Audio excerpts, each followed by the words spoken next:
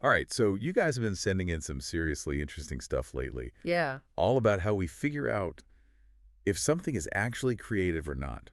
Hmm? Like, it's not just a simple yes or no, is it? Definitely not. There's a lot more to it. Way more. And we're going to get into all of that today, Absolutely. taking a deep dive into what's called subjective creativity assessment, which sounds kind of jargony. It does. But really all it means is we're looking at how we judge creativity. Right. Specifically when we're relying on like what individual judges think creativity is. Exactly. Their personal take on Your it. own ideas. Yeah. So that's our mission today, Makes sense. to figure out how that whole process works. Yeah. And thankfully, you guys have pointed us to an amazing resource for this. Oh, yeah. This is a good A one. big review Huge. that pulls together a whopping 84 different studies, Wow.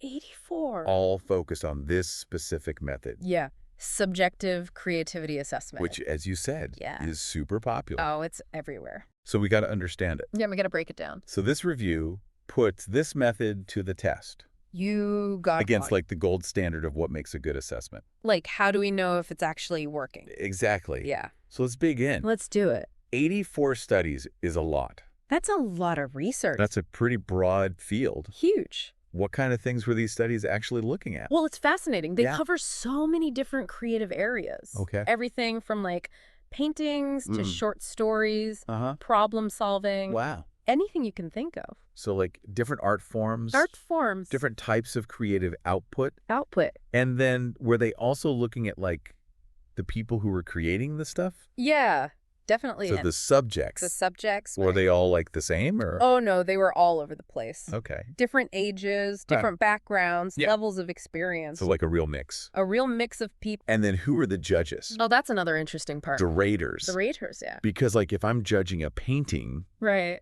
I might not be the best person to do that, Maybe not, depending on the painting. unless you're an art critic.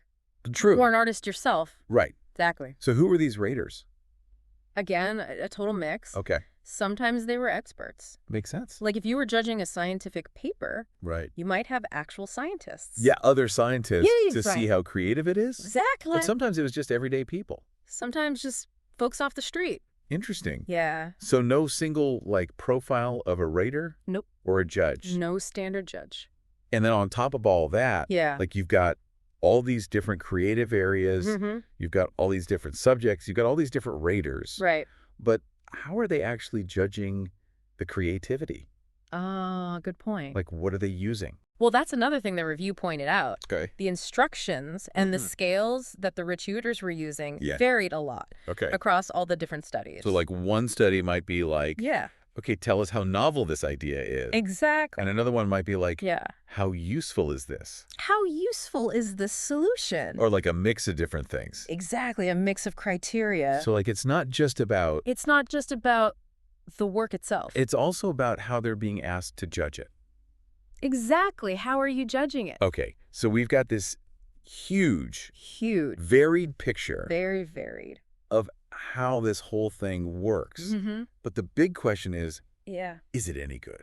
Right? Does it actually work? How do we even know if these subjective scores Yeah. are actually measuring creativity That's the $1,000,000 question. and not just like the random opinion of whoever's judging? Right, exactly. So how do they do that?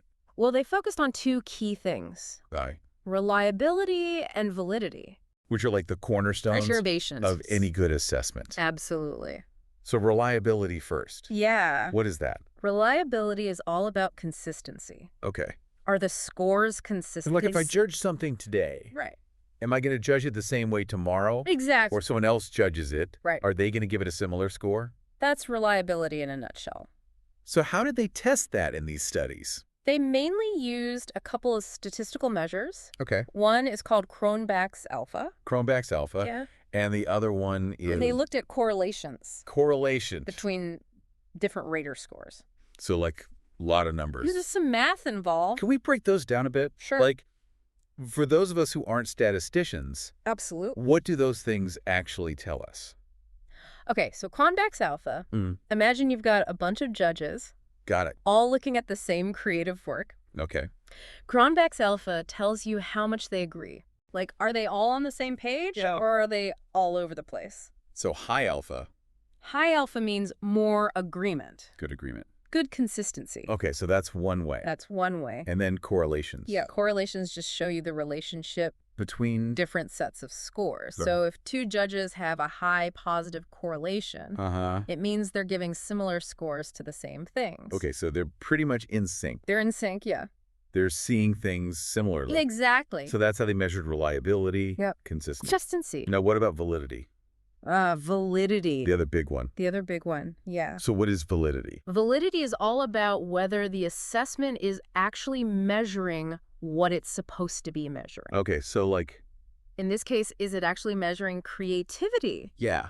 Or is it measuring something else, like how much the judge likes the person? Right. Or how pretty the colors are? Or maybe just like... Or maybe just how long it took to make Yeah, exactly. like something totally unrelated to creativity. So how do you even figure that out? Well, the main way they did this Yeah. was by looking at how the creativity scores were related to other things. Okay. Again, they often use correlations for this. Correlations again. Correlations are your friend. Your correlation. Yeah. So like our high creativity scores Exactly. also link to other things that we think are related to creativity. That's the idea. Okay, so what did they find? Okay, so here's where it gets really juicy. Juicy. Buckle up. Okay, I'm buckled. So they found that the reliability, specifically that Cronbach's alpha thing, Right. it wasn't always the same. Okay. It actually changed depending on a couple of things. What were those things? Two key factors. Next, lay it on me. One, the domain, Meaning. the specific area of creativity they were looking at. Gotcha. And two, Yeah. the expertise level of the judges. Okay, so like So basically, who's doing the judging? whether they know what they're talking about. Yeah, exactly. And also what they're judging. Exactly. Can you give an example Sure. of how that might work in the real world? Okay, so let's say you're trying to judge Mm-hmm. the creativity of a new piece of jazz music Okay. versus the creativity of like a new ad campaign. Totally different. Right. Totally different. But both creative. Both creative in their own way. Yeah. So the review suggests that you might see different levels of agreement. So different Cronbach's alphas. Different alphas, yeah. Depending on which one you're judging. Exactly. And also depending on who's doing the judging. Right, because if the judges for the jazz music Yeah. are all like experienced jazz musicians, They're going to be like, they're going to be super picky. yeah, this isn't really that new. Yeah, this is just like, Or they're going to be like, yeah. wow, this is amazing. This is groundbreaking. Yeah. Whereas if it's just like me, Right. who doesn't know anything about jazz, I'm going to be like, ah. Yeah, it sounds good. yeah, it sounds pretty jazzy. That's about it. Yeah. So the expertise matters. Expertise matters a lot. And same thing for the ad campaign. Absolutely. Like if you get a bunch of marketing experts, Oh, yeah, they'll have strong opinions. they'll be like, this is derivative. This is so cliche, or This is brilliant. this is going to win awards. Yeah. But if it's just everyday people, Great. they might not pick up on those nuances. Yeah. So it's not just about the method itself. Right. It's about the context. Who's judging and what they're judging. Exactly. Which makes sense. It does. Okay, so that's reliability. Yeah. Now, validity. Validity. What were the big takeaways there? Okay, so one of the coolest findings Yeah. was that the creativity scores Uh-huh. seem to really line up Yeah. with how novel or new people thought the work was. Oh, interesting. So that newness factor Yeah. seems to be a core part. Of what we think of as creative. Exactly. Which makes sense.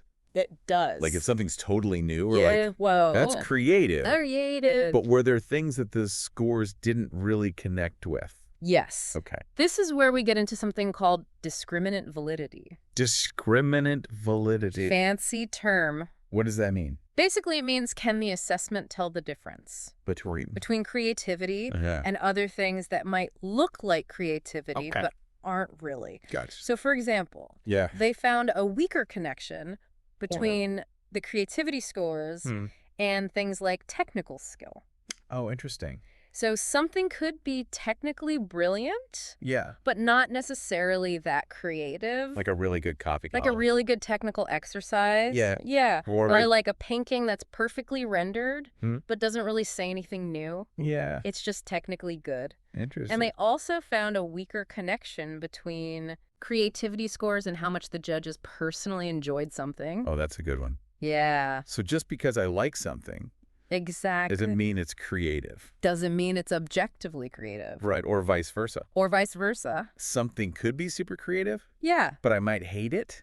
You might hate it, Yeah. but it's still creative. So that's a big takeaway. It's a huge takeaway. Creativity is not just about Yeah. technical skill. It's not about technical skill. And it's not about personal taste. It's not just about what you like. It's something else. It's this other thing. It's elusive. This elusive thing. Creativity. Creativity. Okay, so big picture. Big picture. After looking at all this evidence, That 84 studies worth. is subjective creativity assessment Yeah, a good way to judge creativity? that is the question. What's the verdict? The overall conclusion of the review Okay. is that it does show a generally good level Okay. of both reliability and validity. So it's not terrible. It's pretty decent, Pretty good. given how much it's used. Yeah, it's everywhere. That's reassuring. It is reassuring. But there's always a but. There's always a but. What's the but? The review is very careful to say Yeah. that there are still issues Okay. with unreliability and invalidity. So it's not perfect. It's not perfect, no. What do they suggest we do about that? Well, they say we need better research, Okay. like more rigorous studies, Wow. better methods. Yeah. And they also say we need to explore more advanced statistical models Okay. and measurement theories. So like getting even deeper into the numbers. Yeah, getting really nerdy with it. But for those of us Right. who are just trying to get the gist, Yeah. what's the key takeaway here? I think the big thing to understand is that Yeah. subjective assessment is valuable. Okay. It's practical, Mhm. but it's not a perfect science. Not a perfect science. It's messy, It's messy. and it's influenced by a bunch of factors. Yeah. Like who's doing the judging, Right. what they're judging. Yeah. The context matters a lot. The context matters. It's not just about the number, Right. the score. Yeah. It's about the whole picture. So you can't just be like, Right. oh, this got a 9 out of 10 for creativity. Exactly. Therefore, it's definitely creative. It's not that simple. It's more nuanced than that. It's way more nuanced. And especially that thing about Yeah. novelty versus Versus technical skill. and personal preference. Yeah. Like that's huge That's a big one. because we often conflate those things. Oh, do we think they're all the same? Yeah. We're like, Yeah. oh, I like it. Therefore, it's creative. All right. Or it's really well made. Yeah. So it must be creative. Must be creative. But this research is saying, But this is saying not so fast. not so fast. There's more to it. There's more to it. So that's a great summary. Yeah, I think that covers it. So much to think about. So much. But that leaves us with one final question. Oh, yeah. If personal taste Right. and technical skill Yeah. aren't the same as creativity, Mm-hmm. how should we be encouraging Yeah. and evaluating creative work, Oh, good question. especially in different fields? Yeah, because different fields value different things. Exactly. And what we're measuring might not be Might not be actually gonna capturing be with true creativity. That's something to ponder. Definitely something to ponder. Well, thank you so much for this deep dive. This was fun. I feel like I have a much clearer understanding now. Me too. Thanks to all this amazing research. Yeah, shout out to the researchers. Until our next deep dive, Yeah. keep those creative thoughts coming Keep them coming. and maybe take a moment to think about Yeah. how you're judging them. How are you judging? What are your own criteria? What are your biases? Interesting stuff. Super interesting. Thanks again. Thanks for having me.